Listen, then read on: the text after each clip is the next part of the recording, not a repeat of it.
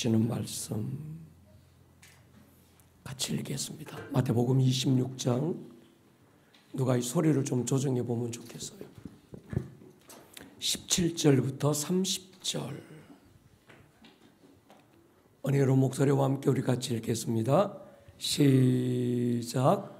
무교절의 첫날에 제자들이 예수께 나와서 이르되 유월절 음식 잡수실 것을 우리가 어디서 준비하기를 원하시나이까? 이르시되 성안 아무개에 가서 이르되 선생님 말씀이 내 때가 가까이 왔으니 내 제자들과 함께 유월절을 내 집에서 지키겠다 하시더라 하시니 제자들이 예수께서 시키신 대로 하여 유월절을 준비하였더라.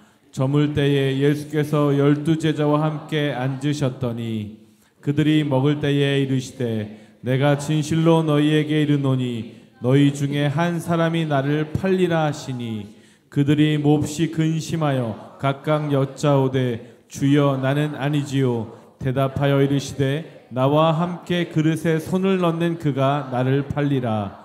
인자는 자기에 대하여 기록된 대로 가거니와 인자를 파는 그 사람에게는 화가 있으리로다. 그 사람은 차라리 태어나지 아니하였더라면 제게 좋을 뻔하였느니라.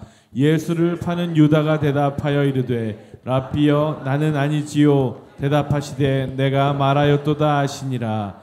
그들이 먹을 때에 예수께서 떡을 가지사 축복하시고 떼어 제자들에게 주시며 이르시되 받아서 먹으라. 이것은 내 몸이니라 하시고 또 잔을 가지사 감사기도 하시고 그들에게 주시며 이르시되 너희가 다 이것을 마시라. 이것은 죄 사함을 얻게 하려고 많은 사람을 위하여 흘리는 바 나의 피 곧 언약의 피니라. 그러나 너희에게 이르노니 내가 포도나무에서 난 것을 이제부터 내 아버지의 나라에서 새 것으로 너희와 함께 마시는 날까지 마시지 아니하리라 하시니라. 이에 그들이 찬미하고 감람산으로 나아가니라. 아멘. 아멘. 예. 먼저 광고를 드립니다. 오늘은 우리가 굿 프라이데이라고 해서 우리 예수님 십자가 위에서 운명하신 그날, 인류 역사 큰 결정적인 어떤 흔적을 남겼던 날이 바로 오늘입니다. 우리가 그날을 기념해서 오늘 성찬식을 통해서 우리가 은혜 나누고 또 주님의 사랑을 확인하게 될 텐데, 오늘 성찬식은 조금 다르게 우리 교육자들의 안내를 받고 여러분들이 나오셔서 떡을 받고 잔을 받고 들어가실 거예요.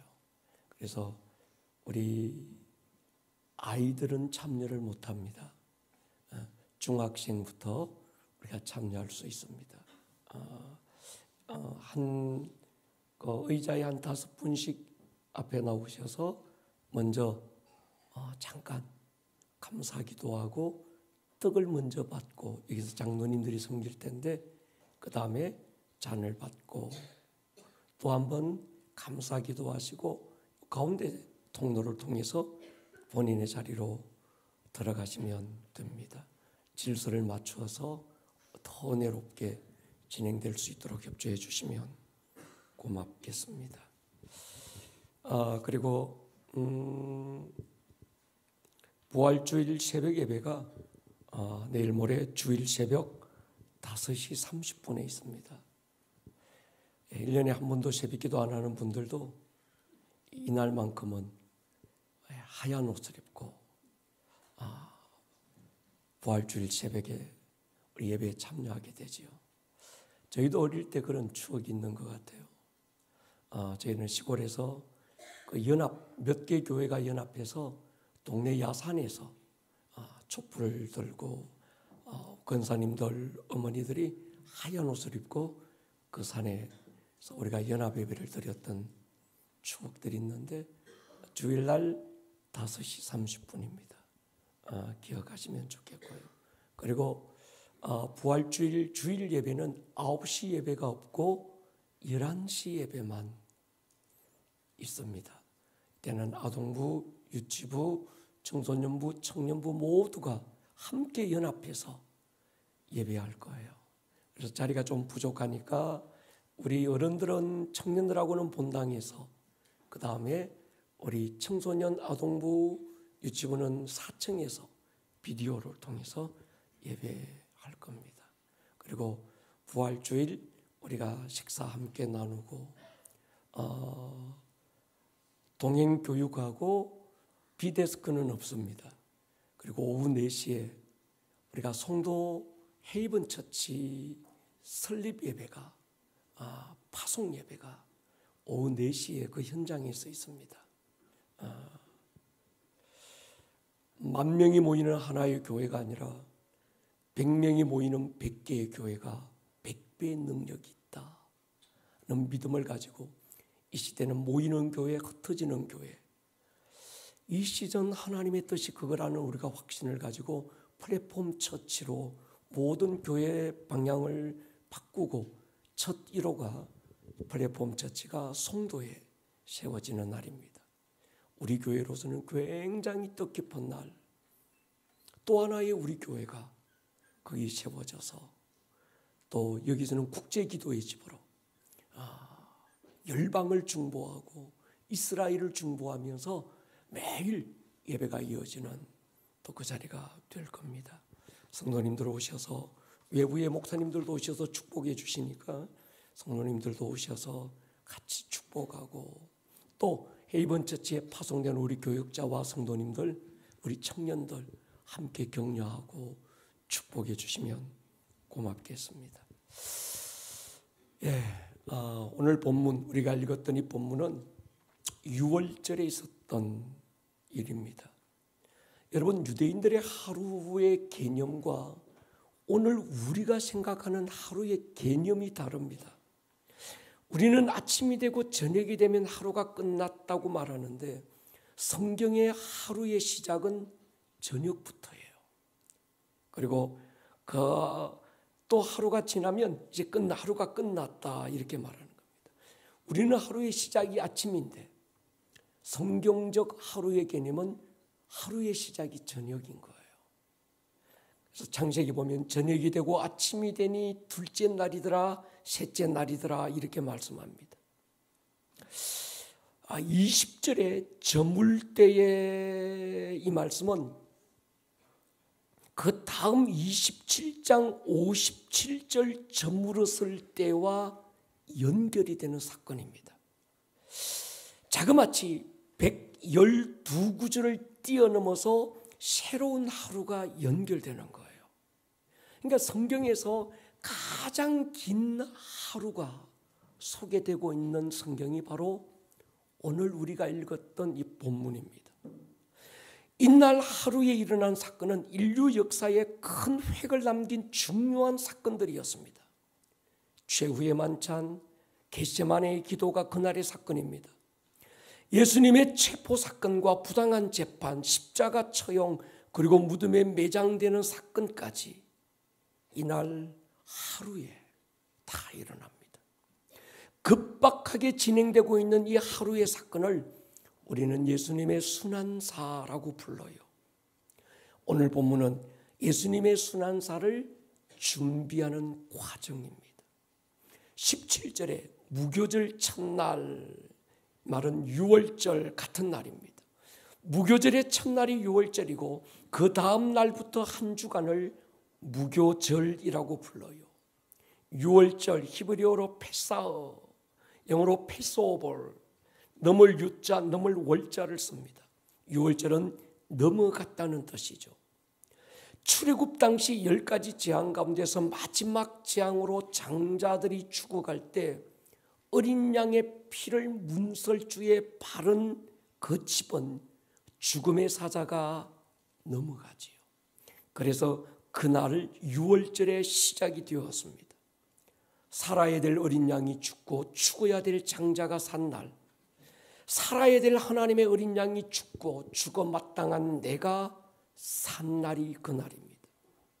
그래서 유월절은 심판인 동시에 구원이었고 유월절은 재앙인 동시에 축복의 날이었습니다.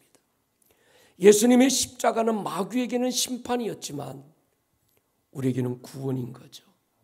예수님의 부활은 믿지 않는 자들에게는 재앙일 수 있지만 믿는 성도에게는 하나님의 축복의 사건이 그날입니다. 이 유월절의 사건이 기준이 되어서 두 가지 규례가 만들어졌습니다. 첫 번째는 처음 난 건 하나님의 것으로 구분하면서 내 삶의 전부가 하나님의 것이라고 고백하게 되는 거예요. 첫날, 처음 것, 장자, 그건 하나님의 것이라는 겁니다.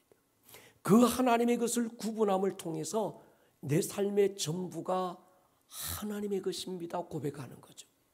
두 번째는 장자는 하나님께 바쳐진 자라는 고백으로 한 가정에서 레위 지파 한 가정을 책임졌습니다.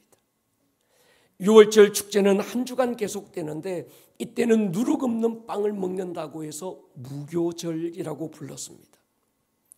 제가 이스라엘에 몇 번 다니면서 이 무교빵, 이 누룩 없는 빵, 일명 마짜라고 하는 걸 먹어봤는데 굉장히 딱딱해서 이로 씹어 먹지를 못하겠더라고요. 깨물어 먹지를 못하겠더라고요. 그래서 입에 넣고 녹여서 먹었던 기억이 있습니다. 유월절 음식 몇 가지 의미가 있지요. 그날은 양고기와 포도주를 먹었습니다. 양의 희생으로 내가 살았다는 것. 포도주는 문설주에 바른 양의 피를 상징합니다. 무교병, 마짜, 누룩 없는 빵을 그들은 먹었습니다. 이유가 있습니다. 급하게 애굽을 나오면서 누룩을 넣고 밀가루가 부풀어 오를 시간적 여유가 없었던 거예요. 그래서 그들은 누룩을 넣지 않는 빵을 먹고 애굽에서 뛰어나온 걸 기념하는 겁니다. 쓴 나물을 먹었습니다. 애굽에 종살이하던 때를 잊지 않기 위해서 하루셋이라고 부르는 쓴 나물을 씹어 먹었습니다. 네 번째는 소금이죠. 유월절 식탁에는 반드시 소금이 올려졌습니다.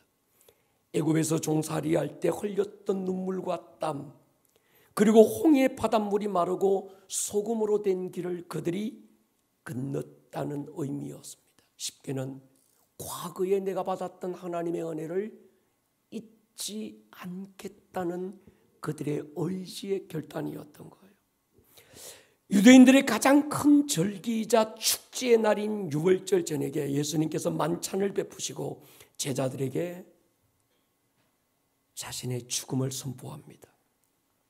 자신이 구약에서 예표로 보여줬던 유월절 어린 양의 실제임을 선포하신 거예요. 구약의 양의 피와 희생은 실상으로 오실 예수님에 대한 그림자였어요. 하나의 예표였습니다.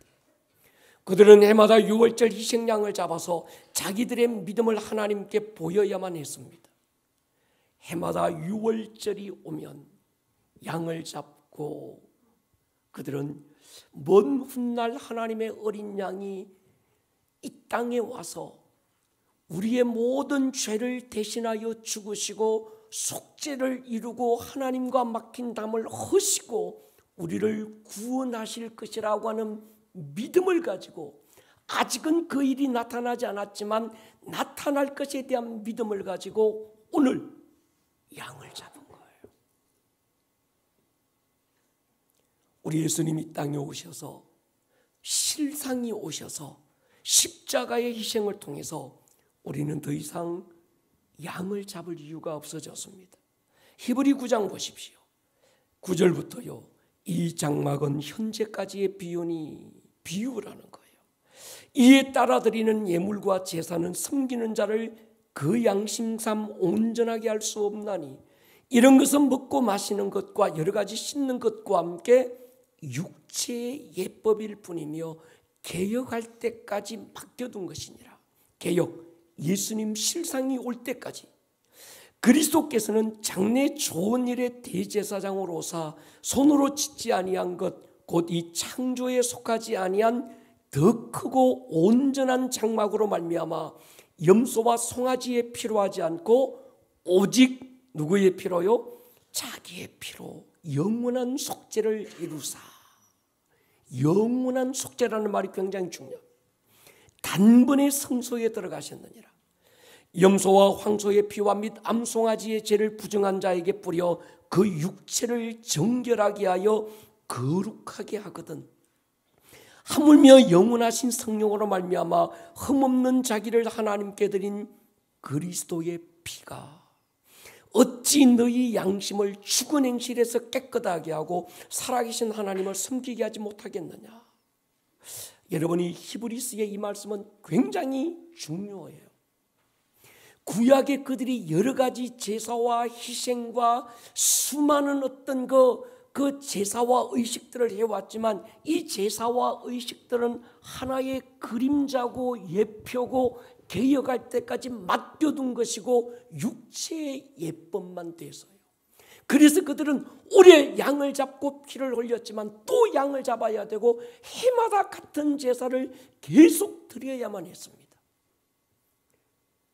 그런데 그 구약의 어린 양의 실상이신 예수님이 이 땅에 오셔서 십자가 위에서 피 흘려 죽으심으로 구약의 모든 예표고 그림자로 모형으로 보여졌던 것들을 완전하게 하신 거예요. 아멘입니까? 그분의 한 분의 피 흘림과 죽음이 영원한 속죄를 이루어 버렸어요. 그래서 구약의 모든 사람들의 그들의 그 예표요 희미하게 보이던 그 믿음을 예수님의 십자가로 완전케 하시고 또 이후에 믿는 우리의 믿음도 온전케 하신 것이죠.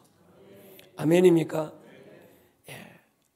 지금 예수님이 제자들과 함께 최후의 만찬을 준비하고 십자가에 달리시는 타이밍이 우연한 일치가 아니라 철저한 하나님의 계획안에 있었다는 거예요.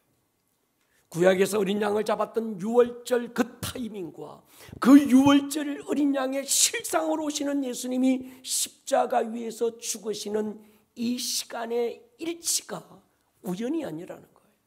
하나님이 미리 아시고 미리 정하신 거예요. 그래서 18절에 보면 내 때가 가까웠다. 여기서 때, 시간은 카이로스라고 하는 하나님이 정하신 시간. 구약의 모든 예언이 성취되고 수많은 양의 죽음을 통해 예표되었던 실상이 이루어지는 결정적인 시간. 여러분, 십자가는 우연한 일이 아니었습니다. 가룟유다 같은 나쁜 제자를 잘못 만나서 일어나는 일도 아니었고 빌라도 같은 악한 정치인 때문에 일어나는 일도 아니었습니다. 엄밀히는 형식에 찌든 종교인들 때문도 아니었어요. 하나님이 미리 알고 하나님이 정하시고 그분이 이루신 일이었던 거예요. 그래서 예수님의 죽음은 하나님의 약속의 성취였습니다. 수많은 구약의 선지자들을 통해서 약속하신 것을 이루신 사건, 수많은 양들의 죽음을 통해 예표로 보여졌던 것들의 성취, 그래서 예수님의 피를 언약의 피라고 부르는 겁니다. 성령님이 오신 것도 그저 우연히 오신 게 아니죠. 구약의 수많은 선지자들을 통해서 오실 성령님이 예언되었습니다. 그래서 약속의 성령이라고 부르는 거예요. 여러분, 하나님은 약속하시고 그 약속을 이루시는 분입니다. 우리의 믿음은 막연한 것을 믿는 게 아닙니다. 하나님은 약속하셨고 그 약속을 믿는 믿음입니다. 신념은 나의 믿음이에요. 내 안에서 출발한 믿음이지만 내가 만들어낸 믿음입니다. 근데 신앙은 내가 만들어낸 믿음이 아닙니다. 내 안에서 우러나온 믿음이 아니라 하나님으로부터 온 믿음, 하나님이 약속하신 것을 믿는 믿음을 신앙이라고 하는 거예요. 성령님은 하나님의 약속을 믿는 그 믿음을 보증하시는 분이죠. 지금은 과거 인류 역사 어느 때보다도 축복된 시대를 살고 있습니다. 성경 66권이 완성된 시대가 지금입니다. 구약 때는 하나님의 약속만 있었고 성취를 보지 못했습니다. 율법이라고 하는 구약 성경만 있었고 신약에 복음이 없었던 거예요. 율법, 복음이 없는 율법은 정죄만 있는 겁니다. 우리 예수님이 땅에 오셔서 주님이 많은 말씀을 가르쳤고 사도 시대 때는 예수님은 오셨지만 아직 복음이 정리가 안 된 시대, 아직도 그때에는 구약의 모세의 오경만 그들에게 남아 있었습니다. 중세 시대는 라틴어로 된 성경만 있어서 일반 성도는 성경을 구경도 못했습니다. 여러분, 불과 100년 전만 해도 성경 보급이 활발하지 못해서 그 나라 말로 번역된 성경이 몇 개 없었습니다. 제가 어렸을 때도요, 기도원 협회에서 나온 파란색 쪽복음 같은 거 있잖아요. 조그마한 거. 신약 성경만 있었습니다. 신구약 성경이 하나도 된 성경은 목회자나 장로님들만 가지고 계셨지 일반 평신도들이 이 신구약으로 된 성경을 가지기가 참 쉽지 않았어요.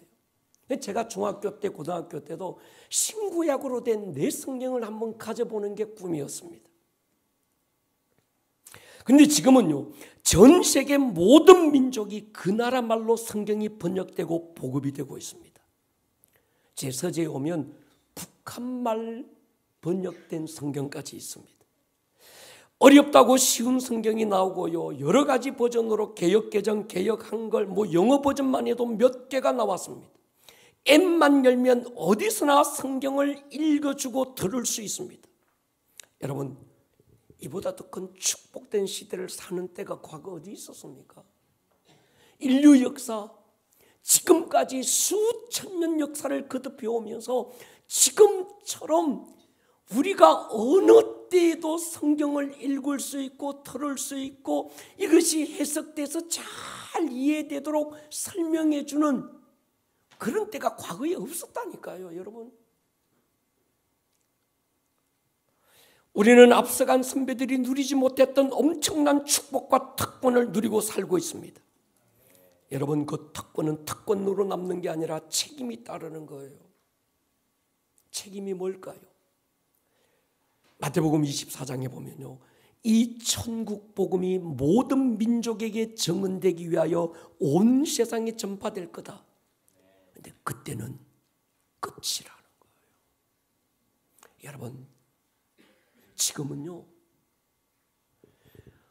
각 나라 모든 민족들의 언어로 성경이 번역돼서 보급되고 있어요. 집안에서 이야기한 것들이 이 지붕 위에서 전파를 통해서 안 나가는 곳이 없습니다. 어디서나 성경을 읽을 수 있어요. 누구에게도 성경이 밝혀지고 있습니다. 은혜고 축복인데 또 한 가지 우리는 깨달아야 될 게 있어요. 지금이 마지막 때구나. 우리는 마지막 시즌 주님 오실 길을 준비하고 있는 자들이구나. 이때 우리가 해야 될 게 있습니다. 아직도 남겨진 자들, 그들을 구원하는 것이죠. 할렐루야. 여러분의 믿음이 하나님의 약속에 근거하기를 축복합니다. 하나님의 약속이 아닌 걸 따라가지 마세요. 어느 누가 하나님의 말씀이라고 하거든 그 말씀이 성경에 그러한가 하여 점검해 볼 필요가 있습니다. 베레아 사람들이 그랬습니다. 사도행전 17장 11절에 보면요, 같이 읽을게요. 시작. 베레아에 있는 사람들은 데살로니가에 있는 사람들보다 더 너그러워서 간절한 마음으로 말씀을 받고 이것이 그러한가 하여 날마다 성경을 상고함으로. 이 베레아에 있는 사람들은 데살로니가 있는 사람들하고 달랐다는 거예요. 근본적으로 그들의 다른 믿음이 뭔가 하면 그들은 하나님의 말씀을 받는다는, 듣는 게 아니라 받는다고 그래요. 듣는 건 귀로 듣지만 받는 건 마음으로 받는 거예요. 하나님의 말씀을 귀로 듣지 않고 간절함으로 마음으로 받되 그냥 받는 게 아니라 그 말씀이 진짜 성경에 그러한가 하여 성경을 상고하는 거예요. 이 믿음이 되기를 주님의 이름으로 축원합니다. 아무리 듣기 좋은 말이라도 성경에 반한다고 한다면 하나님의 말씀이 아닙니다. 하나님의 성품과 반하는 것은 하나님의 말씀이 아닙니다. 그래서 바울은 경고해서요, 진리의 영과 미혹의 영을 분별하라는 거예요. 아멘입니까? 여러분, 성경이 여러분들의 삶의 기준이 되기를 바랍니다. 우리는 어떤 사상보다, 어떤 이념보다, 어떤 가치보다 하나님의 말씀이 기준이 돼야 돼요. 뭐 세상이 이렇게 말하더라, 뭐 정치인들이, 여야가, 뭐 보수가, 뭐 진보가, 그거 아무 따라갈 필요 없습니다. 말씀 따라가기를 축복합니다. 말씀이 그러한가 하면 그런 거예요. 하나님의 말씀이 그렇지 않다고 하면 죽어도 아니라는 거 해야지요. 구약에서 수많은 선지자를 통해 약속하고 양들의 죽음과 절기를 통해 약속하신 수천 년의 약속이 오늘 본문 하루 만에 24시간 안에 수천 년 성경에서 수없는 선지자들이 양의 죽음으로 피로 강물을 이루면서 약속된 하나님의 그 약속이 요 하루 24시간 안에 지금 다 이루어지고 있는 겁니다. 그러니까 여러분, 같은 하루의 시간이지 뭐고 24시간이지만 무게가 다른 카이로스의 시간이 있는 거예요. 예수님이 유월절 만찬을 준비하신 것도 적당하게 아무 집에서나 만찬하면 좋겠다는 것이 아니었습니다. 우리말 성경에 오약이 딱 좋은 단어가 있어요. 26장 18절에 보면요, 이르시되 성한 아무에게 가서 이르되 선생님 말씀이 내 때가 가까이 왔으니 내 제자들과 함께 유월절을 너의 집에서 지키겠다 하시더라 하라 하시니라.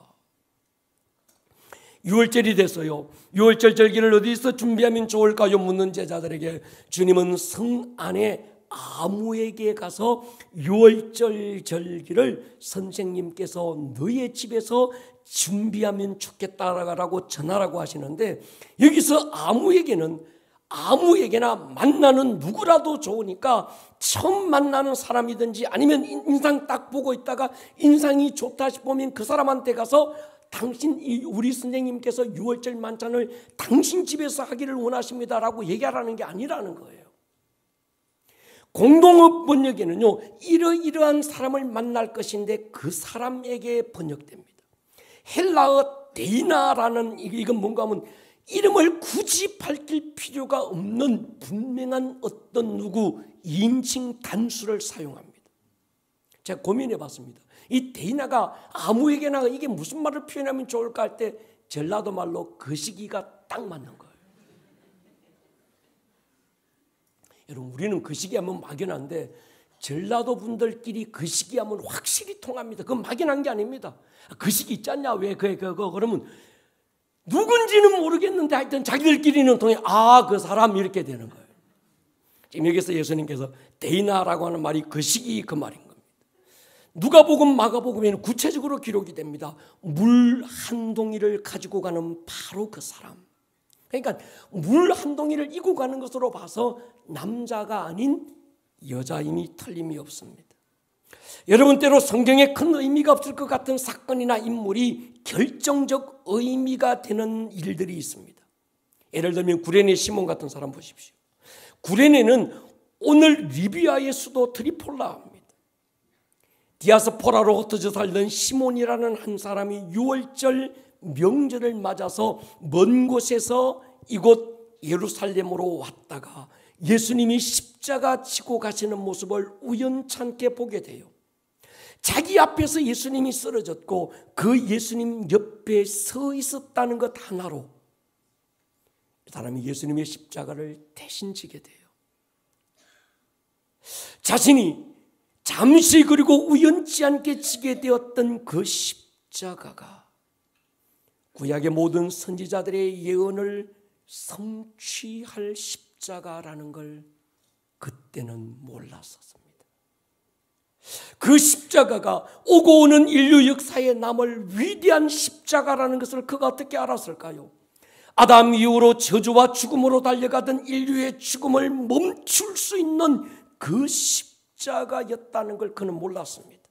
지옥의 문을 닫고 천국의 문을 열 그 십자가가 지금 자기가 잠시 지고 가는 그 십자가라는 사실을 몰랐어요. 자신은 어린 양을 잡아서 하나님께 바치려고 해서 먼 곳에서 왔는데 자기가 손에 들고 가는 그 어린 양의 실상이신 예수님의 그 십자가를 자기가 지고 가게 될 줄을 어떻게 알았겠어요? 지금 아무에게가 바로 그 시몬과 같은 의미가 연결되고 있는 거예요. 자신의 집에서 준비했던 그날의 유월절 만찬이 실상으로 오신 예수님의 피와 살을 확인할 마지막 유월절 만찬이 될 줄 그 시기가 어떻게 알았겠어요? 그 구레네 시몬이 어떻게 알았겠어요? 구레네 시몬은 그날 주님의 십자가를 잠시 대신 진 그 한 사건으로 그의 자녀들이 엄청난 복을 받습니다. 마가복음 15장 21절부터 보면요, 마침 알렉산더와 루포의 아버지인 구레네 사람 시몬이 시골로부터 와서 지나가는데 그들이 그를 억지로 같이 가게 하여 예수의 십자가를 지웠다. 알렉산더와 루포의 아버지 구레네 사람 시몬, 시몬에게는 두 아들이 있었습니다. 알렉산더와 루포였지요. 로마서 16장에 보면요, 바울이 이렇게 말합니다. 주 안에서 택하심을 입은 루포와 그의 어머니에게 문안하라. 그의 어머니는 곧 내 어머니라는 거예요. 시몬의 아들은 바울을 도와서 초대교회의 큰 기둥이 됩니다. 그의 아내는 바울에게 믿음의 어머니라고 불릴 만큼 탁월한 믿음의 여인이었습니다. 여러분, 우리도 그래요. 우리가 주님의 일을 한다고 할 때 때로는 기쁨이 없고 때로는 평강이 없을 때가 있습니다. 여러분, 구레네 시몬이 기쁨과 감사로 예수님의 십자가를 대신 졌을까요? 오늘 재수 더럽게 없다.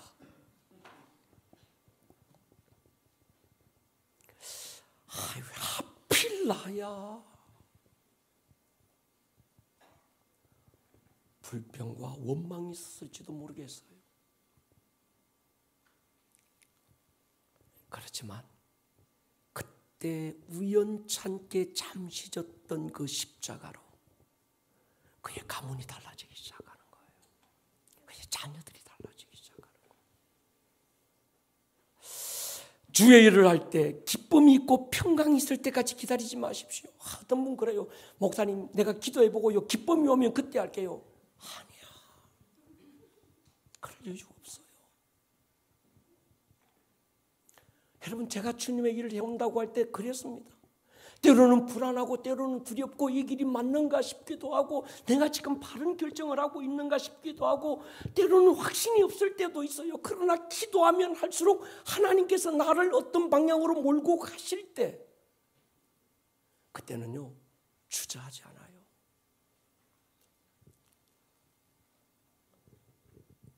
때로 내 의지가 아직 동의가 안 되고 기쁨이 없지만 주의 일이라 하여 졌던 십자가가 복이 되는 경우가 얼마나 많습니까? 구레네 시몬이 졌던 십자가는 예수님의 피가 적셔져 있었을 거예요. 아마 구레네 시몬의 어깨에 예수님의 피가 묻었을 것입니다. 아마 그 시기의 집도 이름이 밝혀지지 않아서 모르겠지만 영광스러운 처소로 남았을 거예요. 저는 그런 믿음을 가져봅니다. 여러분이 그 시기가 되기를 축복합니다. 저와 여러분들이 구레네 시몬 같은 은혜가 있기를 주님의 이름으로 축원하고 이 명문 가문이 여러분의 가문이 되기를 주님의 이름으로 축원합니다. 영광스러운 이 장소에 그 시기가 있었지만 안타까운 또 한 사람의 그 시기가 그 자리에 함께 있었던 거예요. 가룟 유다입니다. 예수님을 넘겨주기로 작정된 사람.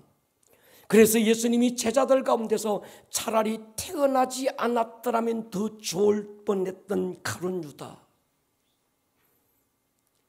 그 시기의 집에 영광스러운 자리에 함께 있는 거예요. 여러분, 그런 생각을 한번 해봤습니다. 예수님의 제자였고 그 영광스러운 유월절 만찬의 자리에 함께 했던 가룟 유다가 있었다면 오늘 우리 가운데 아름다운 꿈의 교회 가운데 오늘 함께 예배하고 있고 함께 유월절 만찬을 지키고 있지만 혹시 우리 가운데 가룟 유다처럼 구원받지 못할 사람이 있을까 없을까? 없다고 확신합니다. 여러분, 왜요? 굉장히 중요한 질문입니다. 마태복음 26장 15절과 17절에 우리말 성경에 생략된 단어가 하나씩 있는데 이겁니다. 유다가 대제사장에게 물어요. 예수를 넘겨주면 얼마를 줄 것이냐 할 때 우리말 성경에 생략됐는데 원문에는 내게 얼마 줄 거냐고 나라고 하는 단어가 소이라는 단어가 확실하게 있습니다. 17절에도 우리가 어디서 준비할까요? 여기 원문에도 우리가 당신을 위하여 어디서 준비할까요? 당신을 위해서가 생략되어 있는 거예요. 무슨 말인가 하면 제자들은 주님을 위해서 유월절 만찬을 준비하고 있는데 가룟 유다는 자기를 위해서 예수를 넘겨줄 생각을 하고 있습니다. 무슨 말인가 하면 가룟 유다가 처음부터 예수님을 따랐을 때 따랐던 목적이 주님을 위한 게 아니었고 자기의 유익이 위함이었던 거예요. 여러분, 나를 위한 신앙과 주를 위한 신앙 출발이 다릅니다.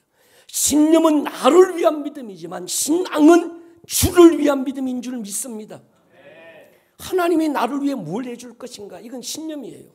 신앙은 내가 하나님을 위해서 뭘 할 것인가? 인본주의 신앙과 신본의 신앙이 결정되는 거지. 또 하나, 제자들은요, 주님 저는 아니지요 라고 묻는데 가룟 유다는 랍비여 나는 아니지요 이렇게 묻고 있어요. 차이가 호칭인데 주님을 선생이라고 부르는 것과 주님을 주님이라고 부르는 건 큰 차이가 있습니다. 구원받은 성령의 사람은 예수를 선생이라고 부를 수 없어요. 여러분, 구원받은 자와 구원받지 못한 자의 바로 메타의 질문이 뭔지 아십니까? 너는 나를 누구라고 하느냐, 이 한마디예요. 이 한마디 질문에서 예수가 누구인지에 대한 신앙의 고백 하나, 중심의 하나가 구원받은 성령의 사람인지 아니면 여전히 구원받지 못한 인본주의 신앙에 사로잡혀 있는지를 확실히 구분할 수 있습니다. 수많은 믿음의 선배들 보십시오. Jesus my Savior, 이 한 단어를 극복할 수 없어서 얼마나 많은 믿음의 선배들이 죽음의 길, 순교의 길을 걸어갔습니까? 여러분, 성령의 사람에게는요, 구원받은 사람에게는요, 다른 건 몰라라. 예수는 살아계신 하나님의 아들이고 우리의 구원주입니다. 이 하나의 고백이 굉장히 중요한 거예요. 그래서 다른 제자들은 주여라고 묻는데 가룟 유다는 예수님을 주라고 부를 수 없어서 랍비여, 라보니여 이렇게 부르는 거예요. 사도행전 4장 12절에 보면요, 구원 얻을 다른 이름 준 적이 없습니다. 신천지의 어떤 할아버지가 어떻게 구원주가 될까요? 죽은 지 이미 수십 년이 지나서도 부활할 거라고 믿고 있는 하나님의 교회의 고 안아무개 씨가 구원주가 될 수 없습니다. 하나님은 오직 구원주로 예수 외에 누구도 준 사실이 없습니다. 아멘입니까? 성경이 확정하고 있는 걸 뒤집으려고 하지 마세요. 혹시나 또 그렇지 않을 수도. 여러분, 성경이 아니면 아닌 거예요. 가룟 유다에게 회개의 기회를 주고 기다리셨던 주님이 유다를 버리기로 결정합니다. 26장 24절에 보면 인자는 자기에 대하여 기록된 대로 가거니와 인자를 파는 그 사람에게는 화가 있으리로다. 그 사람은 차라리 태어나지 아니하였더라면 제게 좋을 뻔했다. 인간으로 태어난 자체가 실패였던 가룟 유다. 여러분, 하나님의 집에는 금으로 만든 그릇도 있고 은으로 만든 그릇도 있고 질그릇으로 만든 그릇, 나무로 만든 그릇도 있고. 그러나 여러분, 각기 받은 은사와 부르심에 따라 우리가 주님 집에서 쓰임받지만 한 번 쓰고 버려도 괜찮은 종이컵 같은 그릇이 안 되기를 주님의 이름으로 축원합니다. 유월절이 되면 아버지가 가족을 앉혀놓고 유월절 음식에 대한 의미를 설명해요. 지금은 예수님이 제자들에게 빵과 포도주를 들고 설명합니다. 빵은 생명의 떡으로 오신 예수님의 살, 포도주는 많은 사람을 위하여 흘리는 바 예수님의 피, 언약의 피라고 말합니다. 우리는 하도 들어서 당연한 이야기처럼 들리지만 아마 제자들은 그 떡과 잔을 받으면서 주님께서 받아 먹으라 내 살이다, 받아 마시라 내 피다, 언약의 피다. 내 피를 마시지 않고 내 살을 먹지 않으면 너희 안에 생명이 없다.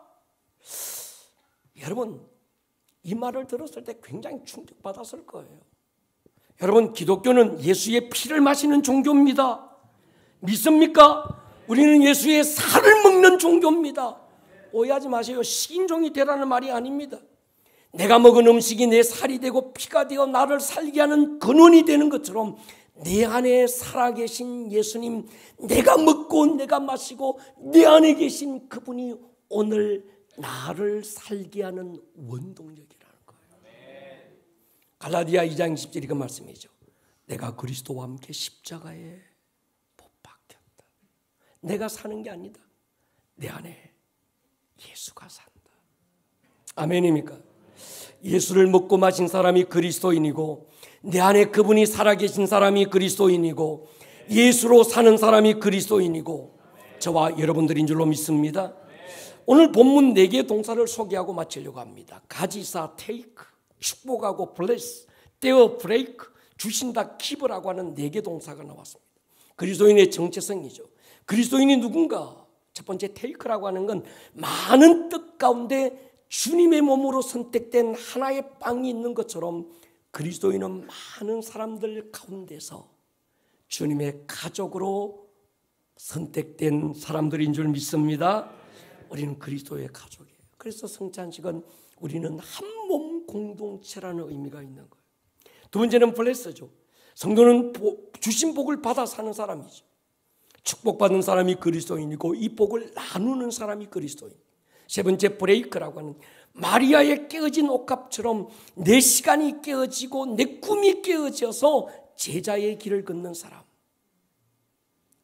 제자 훈련 받고 나 제자 훈련 예수님의 제자입니다. 그게 아니라 분명한 제자도 자기 부인 권리 포기 그리스도의 절대 주권 인정 이 제자도를 가진 사람인 거죠.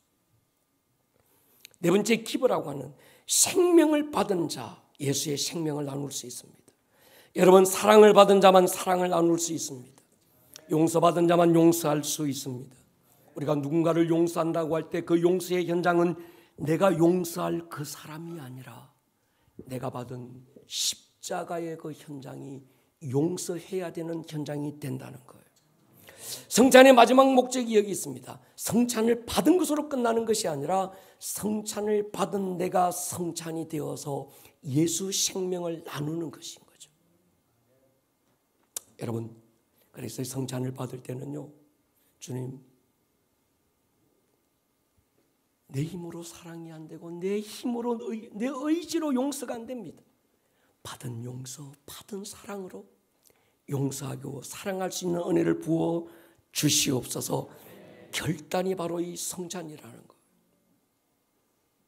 오늘 6월절 어린 양의 실상으로 오셔서 우리 주님 십자가 위에 달리셔서 피와 물을 다 쏟으시고 내 피를 받아 마셔라. 내 살을 받아 먹어라. 내 살은 생명의 떡이다. 내 피는 언약의 피다 했던 그 은혜가 오늘 이 성찬 가운데 특별하게 경험되는 이 밤이 되기를 주님의 이름으로 축원합니다. 머리를 한번 숙여 보십시다.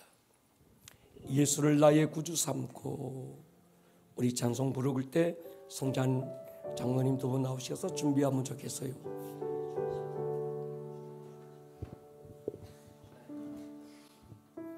죄송합니다. 주 달려 죽은 십자가입니다.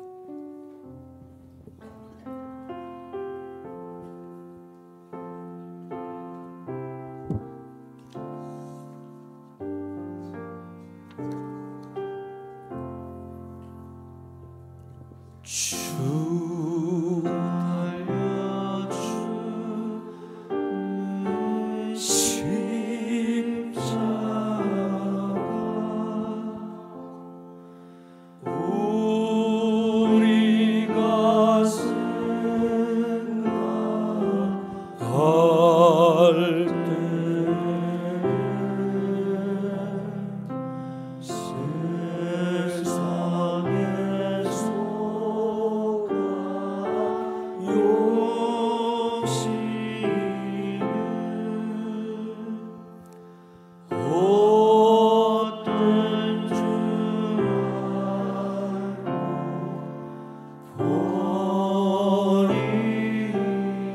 죽으신 구주밖에는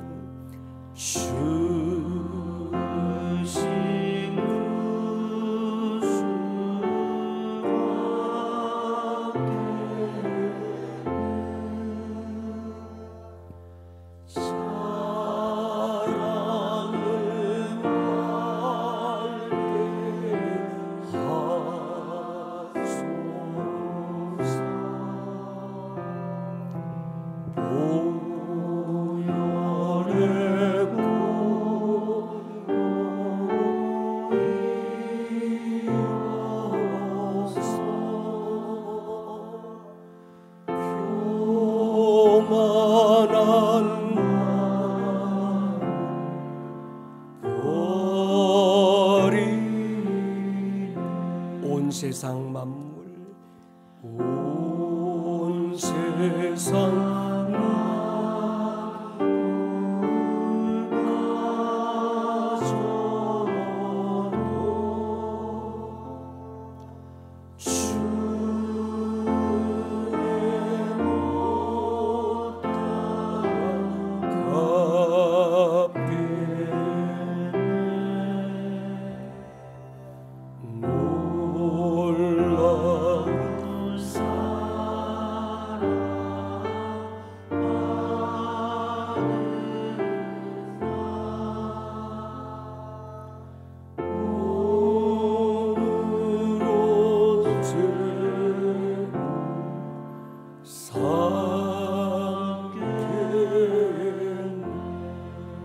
반주만 들어볼까요?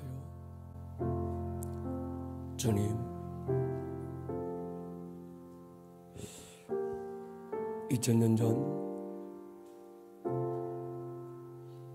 두 제자를 예루살렘 거리로 보내시면서